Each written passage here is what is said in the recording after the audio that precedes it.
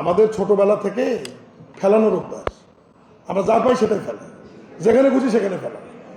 আমি লন্ডনে একটা টিস্যু হাতে নিয়ে ঘুরছি প্রায় 20 মিনিট, যে এই ময়লার বক্স কোথায় কোথায় ফেলাবো এটা। আর বাংলাদেশে আপনি আমার সাথে হেঁটে চলেন, যেতে যেতে দেখবেন যে আপনার কাছে যা আছে ফেলাতে ফেলাতে আপনারা যাবেন। এটা মূল সমস্যাটা কোথায় জানেন? আমাদের শিক্ষা ব্যবস্থার মধ্যে। এই জন্য আমরা পরিবর্তন আনছি। প্রাথমিক শিক্ষা লেভেলে নৈতিক শিক্ষার ব্যবস্থা করার জন্য মাননীয় প্রধানমন্ত্রী অনুশাসন জারি করেছেন, যে মুরব্বীদের কিভাবে সম্মান করতে হবে, ময়লা আবর্জনা কোথায় ফেলাতে হবে, আদব কায়দা কিভাবে করতে হবে, নামাজ কালাম থেকে শুরু করে পুরো বিষয়টা ক্লাস 1 থেকে ক্লাস 5 বইয়ের মধ্যে আমরা ইন্ট্রোডিউস করছি, আমরা ব্যবস্থা করছি।